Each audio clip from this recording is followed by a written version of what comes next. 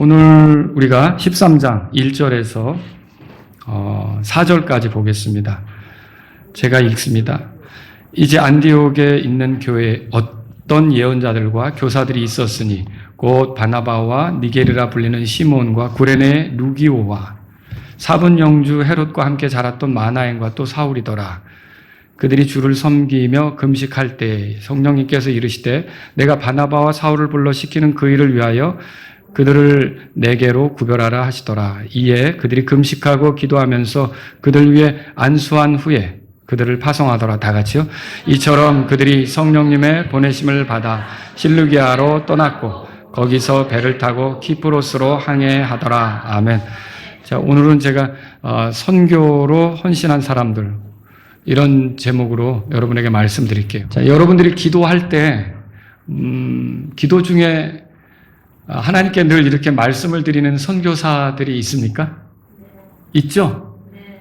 하나님, 지금 이 선교사가 이런 필요가 있고 이 선교사가 이런 어려움이 있으니 도와주십시오라고 여러분이 기도하는 내용이 있느냐는 거죠.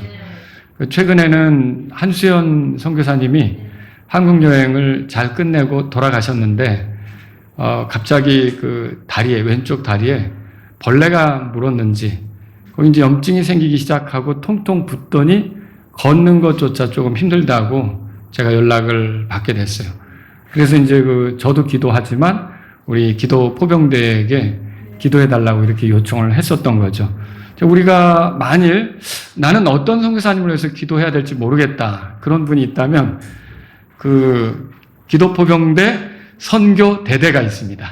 우리 교회에 입대를 하시면 됩니다. 그런데 그럼 목사님 그거 뭐 매일 밤마다 기도한다는데 모여서 기도하는 거 아닙니까? 아니요, 모여서 하는 건 아닙니다. 각자 있는 처소에서 동일한 기도 제목을 가지고 마치 포를 쏘듯이 우리가 어떤 타켓으로 삼은 것에 대해서 성취되도록 포를 쏘듯이 다양한 지역에서 기도를 하는 거죠. 그래서 여러분들이 나는 어떤 선교사님을 위해서 기도해야 될지 모르겠다 그런 분들은 우리 송호 형제님께 나도 한번 같이 좀 기도하자고 이렇게 요청하시면 되겠습니다. 자, 근데 왜 선교사들을 위해서 기도해야 될까요? 이게 하나님의 일이 선교사들을 통해 나타날 텐데 하나님께서 일하시는 방식은 물론 그분은 스스로 무엇이든지 행하실 수 있습니다. 근데 놀랍게도 우리 기도를 통해서 일하시는 것이 하나님의 일하시는 방식이에요. 그러니까 우리가 간구한 거, 요청한 거 헛되지 않게 하셔서 우리 기도를 통해 어떤 일들이 이루어지게 한단 말이죠. 그래서 여러분과 저는 선교 지역에서 수고하는 선교사들에게 하나님의 일하심이 나타나도록 같이 기도할 필요가 있는 거죠. 여러분이 우리 교회에서 후원하는 선교사님들 이름을 대실 수 있습니까? 기억나시는 분? 네. 지금 제가 알려드렸죠. 한수연 선교사님. 또 네? 이보아식 목사님 또 있습니까? 이렇게 여러분이 그 이름들을 가지고 있어요. 그거 잊어버리시면 안 됩니다. 저 편지를 저기다 붙여놓는 이유가 한 번씩 보시라는 거죠. 그리고 여러분이 그 선교사님들이 대략 어디서 사역한다. 리카르토 리스 선교사님 어디서 사역하죠? 이거 아시는군요. 네, 바하마에서, 나수에서. 바하마가 어디 있는지는 또 아십니까? 그건 몰라도. 네, 저기 미국에 가면 플로리다 있잖아요. 그 플로리다 앞에 섬이 있어요. 거기 섬 나라가 바하마 섬이에요.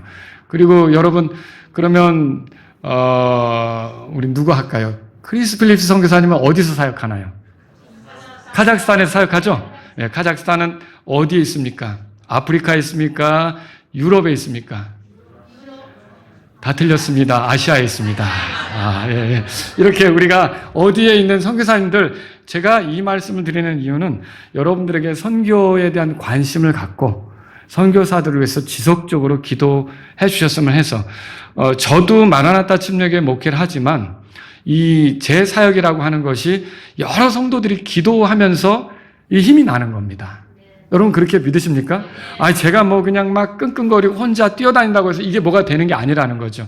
그래서 여러 성도님들이 기도하고 있기 때문에 그래도 어떤 하나님의 일하심을 볼 수 있고 그 다음에 성도님들의 삶에도 변화가 오고 이런 것들이 나타나는 거죠. 그래서 여러분들이 선교사들을 위해서 기도하는 것을 계속 하시기를 부탁드리는 겁니다. 또 오늘 우리가 13장을 보는 이유는 어떻게 보면 선교사가 파송되는 모습이 여기 나오는 거예요. 이 두 사람이 파송이 되죠. 여러분 읽었으니까 누군지는 알 거예요. 누가 파송됩니까? 바나바하고 사울, 장차 이제 바울이라고 불려지게 되죠. 이 두 사람이 파송되는데 이런 선교사가 파송되는 과정을 통해서 우리가 선교사에 대해서 혹은 선교에 대해서 이해하는 시간이 되었으면 하는 거죠. 제가 오늘 이것을 통해서 첫 번째로 여러분에게 말씀드리고 싶은 것은 이게 선교사가 누가 선교사가 되느냐라고 할 때 선교사는 이미 교회 안에서 열심히 섬기던 사람들 중에 선교사가 되는 거예요. 자, 이게 무슨 말이냐면 평상시에 교회 잘 안 오고 예배 어쩌다 한번 오고 그 전도하는데도 관심도 없고 이렇게 하다가 어느 날 갑자기 선교사로 간다. 그게 아니라는 거죠. 이 선교사가 된다는 건 그 사람이 파송이 돼서 떠나기 전에 이미 그 교회 안에서 여러모로 주님을 섬기고 성도들을 섬기고 그 교회 안에서 좋은 간증을 쌓고 그래서 저 사람이 가면 후원해야겠다. 오늘 두 사람이 그렇지 않습니까? 예. 안디옥에 있는 교회에는요, 1절에 보세요. 여러 명의 예언자들과 교사들이 있었어요. 다 같이 읽어보죠. 이제 안디옥에 있는 교회에 어떤 예언자들과 교사들이 있었으니 곧 바나바와 니게르라 불리는 시므온과 구레네 루기오와 사분 용주 헤롯과 함께 자랐던 마나엔과 사울이라. 5명 나오죠? 이 예언자들이라고 하면 여러분이 두 가지로 생각하시면 돼요. 예언자는 뭐냐면 앞으로 일어날 일을 하나님이 계시해서 미리 말하는 사람도 예언자고요. 또 하나님의 말씀을 가지고 그 사람들 앞에서 하나님의 뜻을 전하면서 선포하는 사람도 예언자다. 여러분 어떻게 보면 예수님 믿지 않으면 결국 지옥 간다. 맞아요? 예수님 믿지 않고 죽으면 지옥 간다. 맞아요? 보지 않았는데 어떻게 얘기해요? 하나님 말씀에 있죠. 하나님 말씀에 있는 거예요. 그러니까 여러분도 어떻게 보면 그게 예언같이 어떻게 사람에게 적용이 될지는 모르겠지만 예수님 믿으면 천국 갑니다. 여러분 맞아요? 네. 천국 가는 거 확실해요? 네. 그거 어떻게 알아요? 아직 되지도 않는 일인데 당신이 예수님 믿으면 천국 갑니다. 이거 얘기하잖아요. 네. 자, 이거는 뭐예요? 그러면 예언적인 메시지죠. 믿으면 천국 간다. 아직 이루어지지 않았지만. 그래서 어떻게 보면 이런 선포도 예언이다라고 할 수가 있는 거예요. 자, 그 다음에 여기 교사가 있죠. 교사는 뭐예요? 성도들을 가르치며 교리적으로 더 견고해지도록 그렇게 섬기는 사람들을 말하는 거예요. 자, 예언자들이나 교사들을 에베소서 4장 보면 11절, 12절에 하나님께서 교회에게 주셨어요. 그 써있죠? 그 왜 교회에게 주셨어요? 교회를 세우고 견고하게 하기 위해서 교회에게 주신 거죠. 그래서 이 5사람은 교회를 세우는데 굉장히 열심을 냈던 그런 사람들이다. 우리가 생각해 보는 거죠. 자, 첫 번째로 누가 나옵니까? 바나바가 나오죠. 이 5사람에 대해서 살펴볼게요. 자, 여기 지도를 그려놨는데 안디옥이 여기 있어요. 보이세요? 네. 안디옥이 여기 있어요. 자, 예루살렘은 여기 있고 감람산이 있으니까 예루살렘이 이쪽 있죠. 사해바다가 여기 있고 나사렛은 여기 있고 사울이 다마스쿠스로 가다가 이제 주님 만나죠. 그 다메섹이라고 하는 데가 다마스쿠스예요. 그러니까 여기 위치예요. 안디옥은 여기 있어요. 굉장히 먼 거리죠. 자, 근데 여기서 지금 누가 사역을 하고 있느냐? 첫 번째로 바나바가 사역을 하고 있었던 거예요.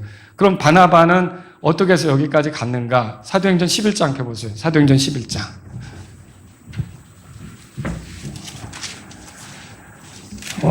여러분 원래 그 바나바의 원래 이름 아세요? 혹시? 바나바의 원래 이름.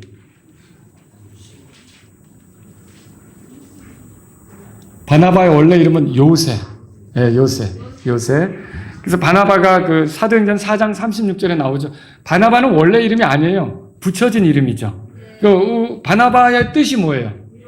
이건 아시죠? 위로의 아들이란 뜻이에요. 그러면 왜 이 요새에게 위로의 아들이란 뜻의 바나바라는 이 별칭, 이름을 붙였을까요? 이건 이 요새가 예루살렘 교회에게 굉장히 큰 위로가 되었기 때문이에요. 그래서 이 이름을 누가 붙였냐면 사도들이 붙여줬어요. 요새라는 형제를 데려다가 당신은 이제 바나바라 부르겠다. 정말 당신 때문에 위로가 된다. 그러니까 그 사람이 교회 안에서 어떻게 섬겼는지를 알겠죠. 이렇게 교회 안에서 섬겨온 사람들이 이제 선교도 가고 이렇게 된다는 거죠.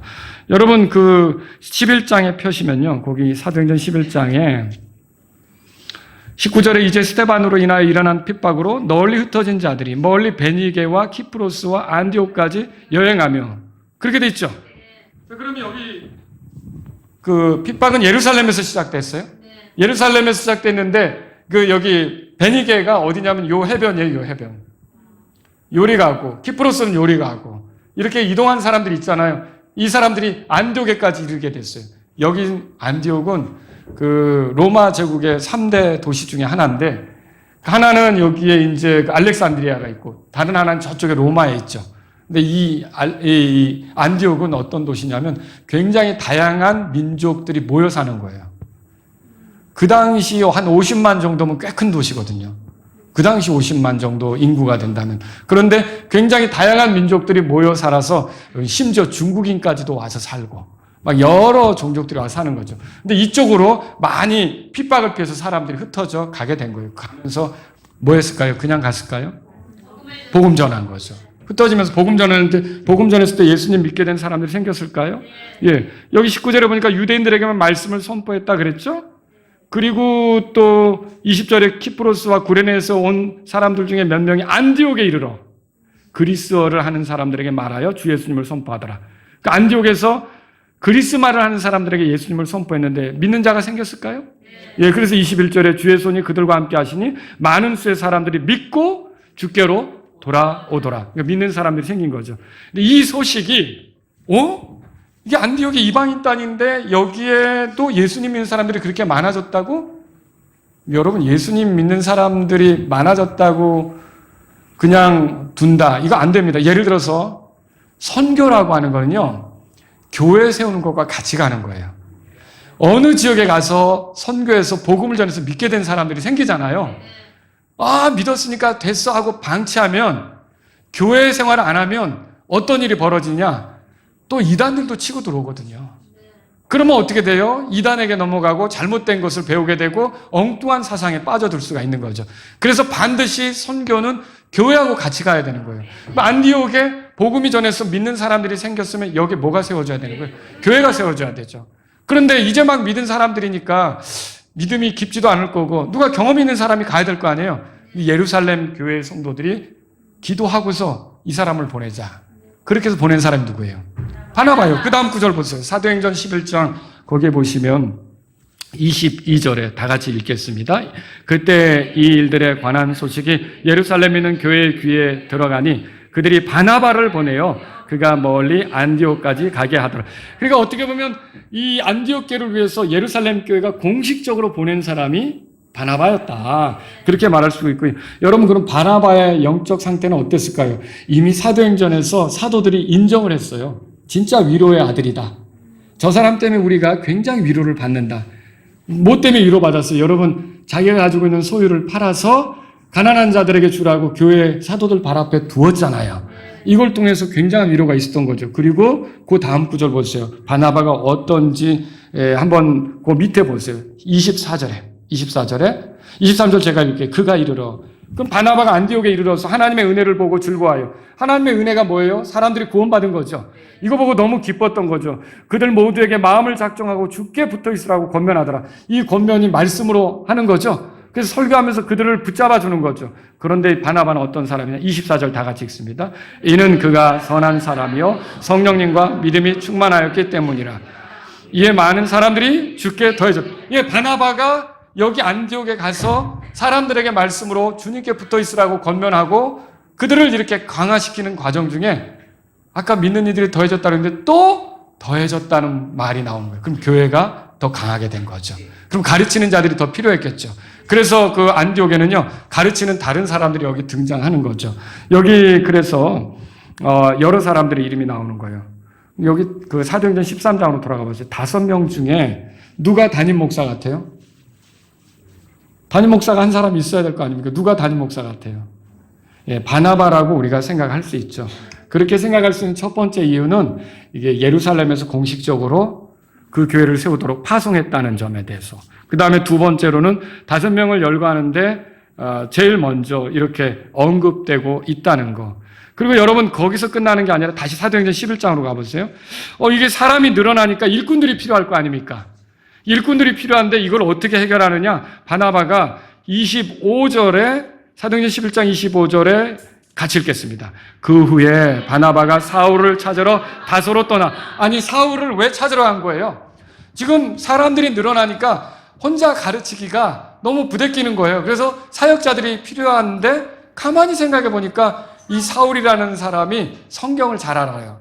여러분 사울이 구원받기 전에 바리새인이었죠. 바리새인도 또 인류 바리새인이었던 가말리엘 그 무릎에서 배웠다고 성경에 써 있잖아요. 그러니까 얼마나 율법에 잘 압니까? 율법을 가지고 풀어서 복음에 대해서 말해줄 수도 있고 또 구원받은 것도 확실하고 예수님 만난 게 분명하고 예수님으로부터도 가르침 받은 사실이 있고 그러니까 이 안디옥에서 다소가 여기에요. 다소가 여기로 사울을 찾아 갔던 거죠. 그러면 이거는 어떻게 보면 조력자를 찾아간 거 아닙니까? 그렇게 볼 때 바나바가 여기서 이제 리더였을 거다 이렇게 보는 거다라고 하는 거죠. 그런 걸 우리가 볼 수가 있어요. 그래서 첫 번째 인물은 바나바였고 두 번째는 누구냐면 시므온이에요. 시므온. 사도행전 13장에 그 나오죠. 시므온.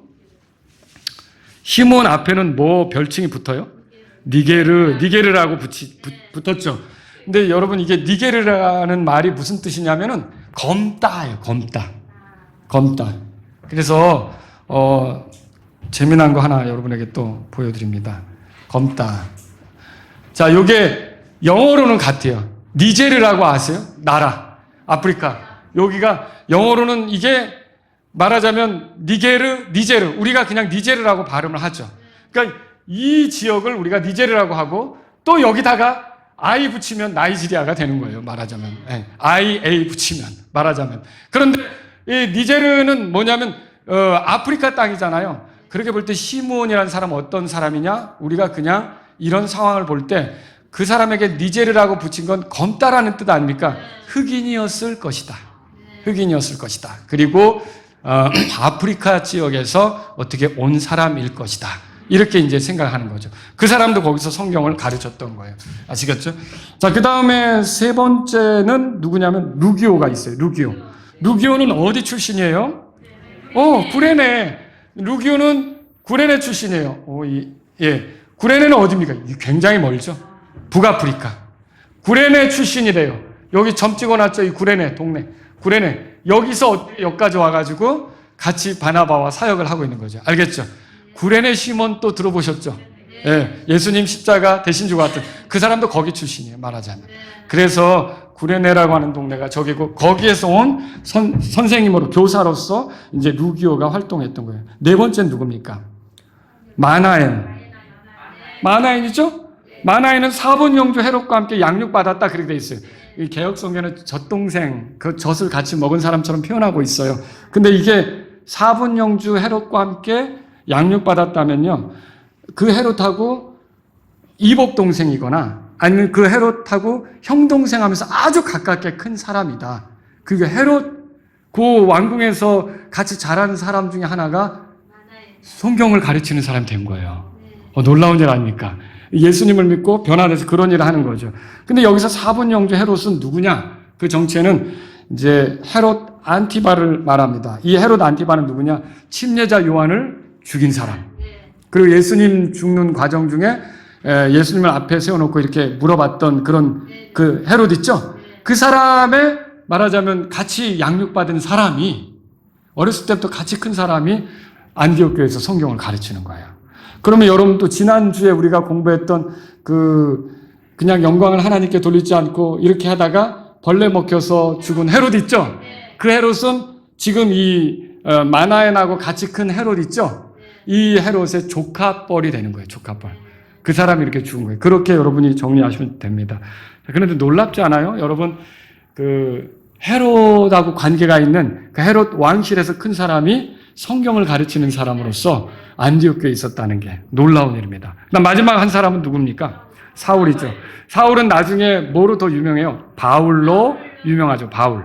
그래서 우리가 바울 그렇게 부르잖아요. 지금은 이제 사울로 부르겠습니다. 사울은 어디 출신입니까? 아까 저기 다소 나왔죠, 지도? 예, 다소 위에. 그 다소 출신입니다. 본래 바리새인이었고요. 가말리엘 발밑에서 배웠다고 사도행전 22장 3절에 써 있어요. 그러면 바리새인이라고 한다 그러면 성경을 잘하는 거죠. 굉장히 성경에 익숙한 사람이죠. 그리고 사도행전 9장에는 사울이 회심한 사건을 아예 이렇게 자세하게 기록해 주었어요. 그래서 다마스쿠스로 가는 길에 예수님을 만나고 또 다마스쿠스로 가서 보지 못하던 눈을 뜨게 되고 이런 것들을 상세히 기록해 놓은 거죠. 사울은 어느 지파 사람입니까? 베냐민 지파 사람이에요. 베냐민 지파 사람. 그리고 히브리 사람이라고 그래요. 히브리 사람이라는 표현을 여러분이 성경을 읽을 때는 이 사람이 히브리 말을 할 줄 아는 사람이다. 그렇게 보셔야 돼요. 그러니까 유대인 중에도 히브리 말을 못하는 그리스 말만 하는 사람도 있을 수 있는 거예요. 근데 유대인이면서 히브리 말을 할 줄 아는 사람을 히브리 사람이다. 이렇게 이제 사도행전에서 볼 때 그렇게 여러분이 이해하실 수가 있어요. 그리고 히브리 사람이기만 한 게 아니라 사도행전 16장 37절에 보니까 로마 사람이기도 해요. 아시죠? 그럼 뭐냐면 그 로마 시민권을 가지고 있고 자유롭게 이렇게 활동할 수 있는, 그러니까 어떻게 보면 이 지중해 연안을 다니는데 거침이 없는 거예요. 한때 클라우디우스 황제가 로마의 유대인들은 다 떠나라 이렇게 명령을 해도 자기는 로마 사람이니까 사실은 어떻게 보면 그런 사람들은 있을 수도 있는 거죠. 그런데 이렇게 그 여러 그 지역을 다니는데 전혀 불편하지 않게 다닐 수 있는 형편이 있었죠. 사울이 사용할 수 있는 언어가 뭐뭐 같아요? 히브리어, 또 그리스어를 하니까 신약 성경을 썼죠. 아람어도 하겠죠. 저기 시리아 지역에는 다 아람어를 쓰니까. 그리고 또 라틴어가 로마 말이죠. 그죠? 그리고 또 스페인까지 간다고 그랬는데, 예? 헬라어는 그리스어고 스페인까지 간다고 그랬는데 그럼 굉장히 많은 언어를 썼던 것을 우리가 생각을 해보는 거죠. 그래서 고린도전서 14장에 보면 내가 너희들보다 타 언어를 많이 말하고 타 언어 말하기를 원한다. 그게 알아듣지 못하는 소리 하라는 소리가 아니라 이런 다양한 언어를 쓰면 선교에도 도움이 되고, 그렇죠? 누군가에게 하나님 말씀 전하는 데도 도움이 되고, 그러니까 그 얘기를 했던 거죠. 자, 이렇게 해서 사울이 나옵니다. 근데 여러분, 결국은 이 5명 중에서 2명이 선교사로 가는 거 아닙니까? 그럼 여기서 우리가 얻을 수 있는 결론은 뭐냐면 선교사가 나오는 데 있어서 평상시 그냥 적당히 교회 생활하고 막 이렇게 주일날 이렇게 어쩌다 오고 이런 사람이 선교사가 되는 게 아니라 정말 교회 생활을 열심히 하고 신실하게 하고 뭐 주어진 일이든 뭐든 충직하게 하고 이러던 사람들 중에서 선교사가 나온다. 여러분 이걸 정리할 수 있는 거죠. 그러니까 혹시 여기서 선교의 꿈을 꾸는 어떤 분이 있다면, 선교사가 되겠다고 하는 분이 있다면 이거는 나는 그냥 지금은 그냥 적당히 다니다가 갑자기 어느 날 나갈 거야. 이거 아니라는 거죠. 알겠죠? 지금부터도 꾸준히 교회, 지역교회를 신실하게 세우는 사람으로서 함께 하다가 어느 날 주님의 강한 인도하심에서 움직일 수가 있는 거죠. 자, 여러분 두 번째로요. 선교사는 하나님께서 시키실 일을 위해 따로 구별된 일꾼이다. 2절 보세요. 사도행전 13장 2절 다 같이 읽습니다. 그들이 주를 섬기며 금식할 때 성령님께서 이르시되 내가 바나바와 사울을 불러 시키는 그 일을 위하여 그들을 내게로 구별하라 하시더라 그랬어요. 바나바는 그 교회 담임 목사 같은 사람이고 사울은 나중에 합류하게 된 조력자 같은 사람들인데 이 둘을 하나님께서, 주님께서 자신을 위해 구별하라고 했어요. 구별한다는 말은 따로 둔다 그런 뜻이에요. 따로 둔다. 그러니까 이 사람들은 다른 용도로 쓰겠다 이런 거죠. 주님이 지금까지는 안디옥 교회에서 가르쳤는데 요 따로 둘을 빼놔라. 요건 다른 데 보내서 다른 용도로 쓰겠다. 이런 뜻이라고 하는 거죠. 여러분 그런데 이렇게 두 사람을 구분할 때 어디다 쓸 거야 라고 당장 알려줍니까? 알려주진 않죠. 여러분 아브라함을 하나님이 부르실 때 그가 어디로 갈지 알고 갔다고 써 있어요? 갈 바를 알지 못하지만 떠나라니까 떠났던 거죠. 이게 바나바하고 사울도 마찬가지예요. 이들을 따로 구분할 때 어디다 쓰시게요, 주님? 여기 이 교회에서 열심히 해야 되는데 이게 아니라 하나님이 무슨 뜻이 있으시다면 따로 구별되는 일에 참여하는 거죠. 그걸 우리가 볼 수 있어요. 여러분 그리고 주의 천사가 빌립더러 그 사마리아에서 활동하던 빌립, 사마리아 도시를 복음으로 이렇게 영향을 줬던 빌립, 이 빌립에게 그 광야로 사막으로 이렇게 가라고 한 적이 있거든요. 거기 사도행전 8장 26절 일어나 예루살렘에서 가자로 내려가는 길까지 남쪽을 향하여 가라 그랬어요. 그렇게 가라고 할 때 빌립이 왜요? 어디로 가는데요? 뭐하러 가는데요? 누구 만나러 가는데요? 이런 게 있어요? 없어요. 거기 가서 에티오피아 내시 만날 거 알고 가요? 몰라요. 그냥 주님이 따로 쓰시겠다고 해서 그렇게 너 거리로 가라 그러면 간 거죠. 이게 참 놀라워요. 빌립에서 어마어마한 사역의 성공을 거두고 많은 사람들이 예수님 믿게 됐고, 심지어 빌립 혼자만으로 안 돼서 예루살렘에서 베드로도 내려오고 또 그리고 요한도 내려오고 이렇게 하면서 같이 가르치는 사역을 했는데, 거기서 너는 따로 저기로 가야 돼. 그러면 우리가 생각할 땐 하나님 내가 여기서 가르칠 것도 많고 해야 될 일도 많은데 어디로 보내신단 말입니까? 할 수도 있지만, 여러분 우리는 다 주님의 종입니다. 여러분 그렇게 믿으십니까? 우리는 다 주님의 종이에요. 그래서 주님께서 가라고 하면 가는 거고, 이것이 우리의 모습이어야 된다는 거예요. 그래서 선교사는 하나님께서 시키실 일을 위해 따로 구별된 일꾼이다, 이렇게 정리하시면 되죠. 세 번째로요, 선교사는 교회로부터 보냄을 받은 일꾼이에요. 자, 여기 3절 우리 함께 읽어보겠습니다. 3절. 이에 그들이 금식하고 기도하면서 그들 위해 안수한 후에 그들을 파송하더라 했어요. 자, 여기서 이제 지금도 성경교사들 가운데 논쟁이 되는 게 있어요. 그들이 금식하고 기도하면서 그들 위해 안수한 후에, 자, 그들을 파송했다 그렇게 돼 있죠. 그러면 그들이 그렇게 파송했다라는 말이에요. 근데 여기서 그들이 누구냐는 거죠. 그들이 누구냐? 교회? 어떤 사람은 요 나머지 3명이라고 생각하는 거예요. 5명이 기도했다가 그 중에 3명을 따로 들어가니까 우리 3명이 그럼 2명을 보내자, 이렇게 얘기하는 성경교사가 있고, 지금 여러분이 말씀하신 것처럼 교회라고 주장하는 그런 성경교사들도 있다는 거죠. 그러면 우리는 어떤 입장에 서면 좋은가? 교회라는 입장에 서면 좋습니다. 왜 그런가? 이 5명의 일꾼이 독단적인, 개인적인, 사적인 일을 하는 겁니까? 교회 일을 하는 겁니까? 교회 일을 하기 위해서 거기 있는 거잖아요. 그리고 하나님께서 계시를 주셨지만, 그러면 그 2사람을 구별하라고 했지만 이 사람들이 우리끼리 처리하는 건가? 교회 일을 한다면 교회 성도들하고 기도하고 나누고 이렇게 하겠죠. 결국은 그래서 그 2사람을 누가 보내는 거예요? 3사람이 보내는 거예요? 교회가 보내는 거예요. 교회가 보내는 거예요. 교회가 보내는 거라는 걸 어떻게 알아요? 또 사도행전 14장 보세요. 14장 거기 보세요. 14장. 자, 그래서 떠나가지고 선교 활동을 하고 돌아오잖아요. 자, 14장 거기 26절, 26절, 27절 2절인데 같이 한 목소리 읽어보죠. 그리고 거기서 배를 타고 안디옥으로 항해하니 그곳은 이 2사람이 이룬 그 일을 위하여 전에 그들을 하나님의 은혜에 맡겼던 곳이에요. 26절은 뭐냐면 전에 그들을 하나님의 은혜에 맡겨 보냈던 곳이 그 안디옥이란 말이에요. 근데 거기에 이르게 된 거예요. 그곳으로 간 거죠. 27절 다 같이 읽습니다.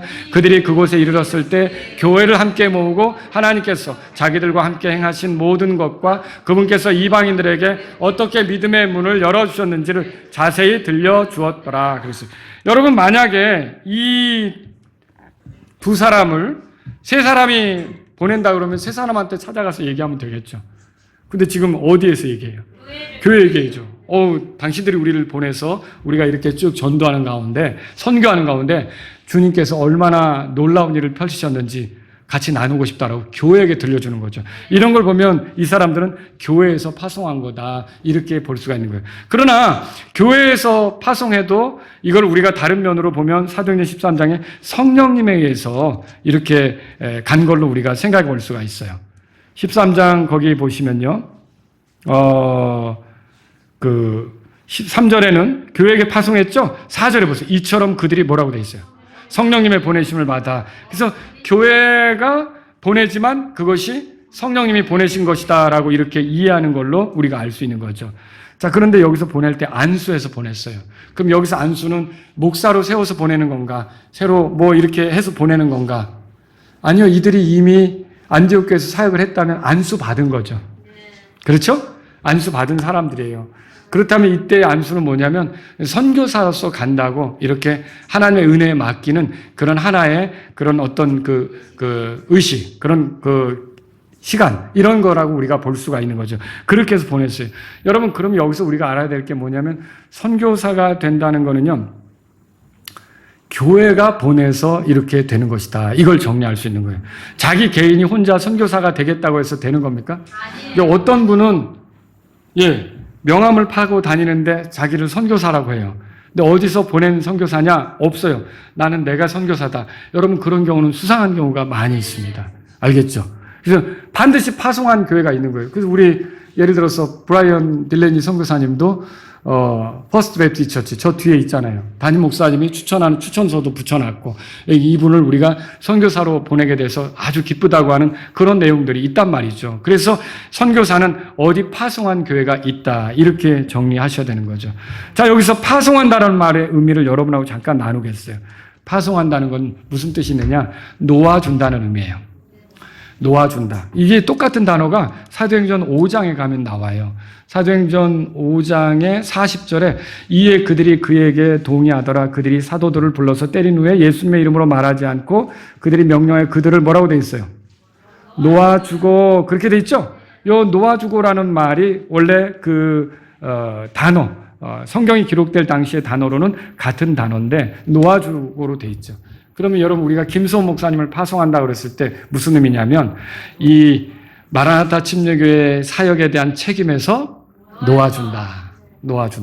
그런 뜻이 있는 거예요. 그래서 그러면 놓아주면은 놀러 가는 건가? 그건 아니고 하나님께서 시키실 일을 위해 따로 거기에 전념하도록 보낸다. 그런 뜻으로 여러분이 여기 파송한다는 말을 이해하시면 되겠다는 거죠.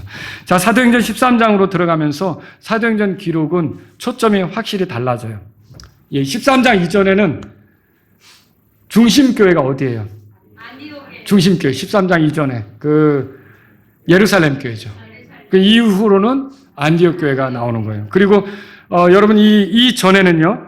사역의 중심에 누가 서 있느냐? 중심 사역자가 누구냐? 누가 중심 사역자예요? 12장까지도 나오는 인물이 있죠. 베드로죠. 근데 여기서부터 누가 중심이 되는 거예요?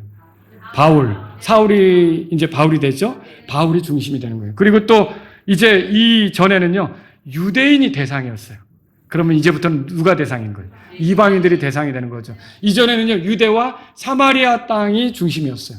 근데 이후로는요. 지중해 연안에 여기 지중해 그림 나오잖아요. 그 연안에 모든 이방인 로마 제국 내로 다 흩어져 가는 거죠. 다 사역하러 가는 거죠.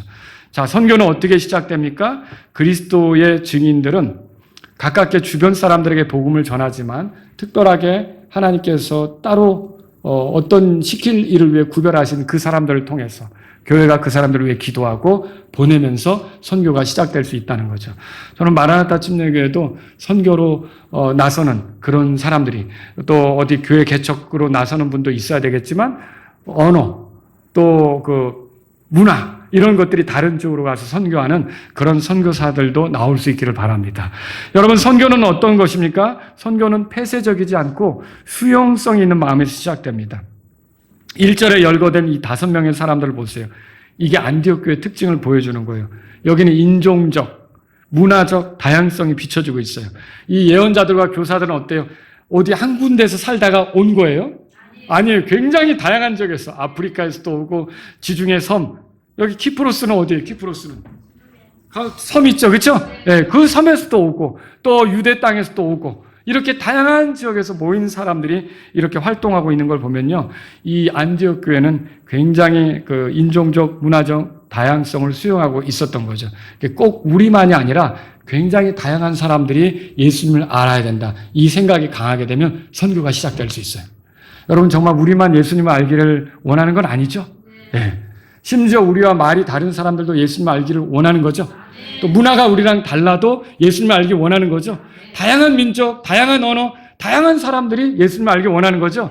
이런 마음이 이렇게 뜨겁게 일어날 때 선교가 시작될 수 있다는 거죠. 또 선교는 이제껏 해오던 사역을 접고 앞으로 하나님의 인도하심을 기대하며 분리하는 믿음으로 시작됩니다. 그러니까 열심히 이 예언자들, 교사들로 이렇게 일하던 사람들 중에 이제는 그 일을 정리하고 그 책임을 놓아주면서 가라고 하잖아요. 이때 어디로 가야 되지? 정확히 알지는 못하지만 어때요? 하나님께서 인도하실 것이다. 하나님께서 우리가 복음을 전할 대상을 만나게 하실 것이다. 하나님께서 어떤 열매를 주실 것이다. 그런 기대를 가지고 가는 거라는 거죠. 우리 선교사님도 그런 의미로 여기 와 있을 거라고 확신합니다. 하나님께서 함께 하신다. 하나님께서 도와주실 것이다. 하나님께서 어떤 열매를 맺게 하실 것이다. 이런 기대, 이런 기대를 가지고 분리하는 믿음으로 시작되는 것이 선교다. 이렇게 정리하시면 되겠죠. 선교는 교회를 중심으로 시작됩니다. 파성교회가 있습니다. 그래서 아까도 말씀드렸지만 독자적으로 움직이는 선교사는 여러분이 한 번도 명함만 파가지고 자기가 선교사라고 다니네? 이상하다. 이렇게 생각하셔야 돼요. 정말 선교사라면 어디서 보낸 그런 교회가 있어야겠죠. 그래서 여러분이 선교라는 게 혼자 하는 게 아니라 교회를 통해서 하는 것이다. 그리고 여러분 보세요. 우리가 이황노 선교사님에 대해서도 얼마 전에 편지 읽었잖아요. 자, 그분이 한국에서 사역을 하려고 하는데 그러기 위해서 여러 교회를 다녀요. 지금 앞으로 40개 교회를 더 가야 되고 또 10개 교회를 더 다녔으면 좋겠다. 이런 기도해달라고 요청을 했어요. 그럼 이런 건 왜 그러는 거예요? 선교가 혼자 되는 거예요? 아니죠.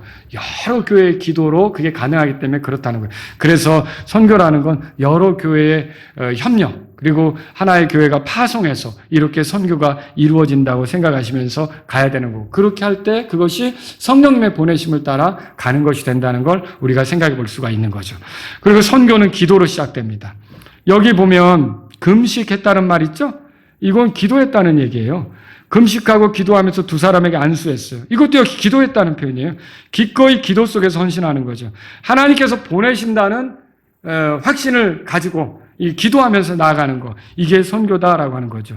여러분이 오늘 이 말씀을 들으신다면 앞으로 선교사들을 위해서 내가 지속적으로 기도해야겠다. 이런 생각을 가지실 수 있기를 바랍니다. 여러분의 그 기도를 통해서 다양한 곳에서 하나님의 일하심의 결과들이 들려오면 좋잖아요. 그들이 한 번씩 와서 얘기할 때마다 여러분이 기도해서 이런 열매가 있었습니다. 여러분이 기도해서 하나님이 들어주셔서 하나님이 일하셔서 이런 역사가 나타났습니다. 이렇게 변화된 사람들이 있었습니다. 이렇게 된다면 얼마나 좋겠어요. 여러분과 제가 기도를 통해서 선교할 수 있다. 여러분 그 선교하는 방법은 첫째, 가는 거예요. 가는 거. 그러면 지금 바나바하고 사울이 가죠. 근데 모두가 다 갑니까? 여기 지금 100명이 다 선교사로 가면 어떻게 될까? 저 혼자 예배 드려야 돼요. 근데 못 가는 사람도 있잖아요. 난 아이도 키워야 되고 내가 또 하는 일도 있고 여러 가지 사정에 의해서 건강도 좋지 않고 못 가는 사람도 있잖아요. 그런 첫째로 가라. 못 가는 사람은 어떻게 하냐면 드리라는 거예요. 드리라는 거예요. go, 가고 그것이 안 되면 give, 드리고. 드리는데 뭘 드리는 거예요? 여러분이 그 사람이 사역지에서 사역할 수 있도록 또 활동할 수 있도록 또 자녀를 위해 필요한 것이 채워지도록 그리고 또 누군가를 만나서 복음 전하는데 어떤 사용이 되도록 이런 여러 가지 그 사람의 필요에 대해서 여러분이 관심을 갖고 드릴 필요가 있다는 거죠. 그래서 마라나타 침례교는 수요일에 저녁에 경배 드릴 때 여러분이 드리는 것으로 우리가 계속 선교를 위해서 사용하고 있지 않습니까? 이 드리는 게 필요해요. 그 다음에 세 번째, 자 가는 거, 그 다음에 드리는 거, 그 다음 뭐예요? 기도하는 거예요. 여러분 기도하는 거예요. 기도로 같이 협력하는 거. 여러분 이걸 생각하셔서 선교에 동참하시는 저와 여러분들이 되기를 바랍니다. 다 같이 일어서시겠습니다. 여러분이 오늘 이 말씀을 들으셨다면 하나님 아버지 마라나타 침례교회에서도 다른 언어, 다른 문화의 사람들에게 가서 복음을 전하는 사람이 나오도록 도와주세요. 이런 기도를 드리고자 하는 분이 있다면 기도하십시오. 그리고 하나님 아버지 혹시 주님이 저를 사용하신다면 제가 구별되어서 새로운 주님의 이끄심을 받으면서 나아가길 원합니다. 이런 분도 있다면 주님께 기도하십시오. 하나님 아버지 마라나타 침례교회가 많은 선교사들을 후원하고 힘있게 하는 기도로 물질로 후원하는 그런 교회가 되길 원합니다. 이런 분이 있다면 여러분이 기도하시고 또 우리가 이 선교지에서 나타나는 하나님의 놀라운 일들을 많이 보고 많이 듣고 경험하기를 원합니다. 이런 분이 있다면 기도하십시오.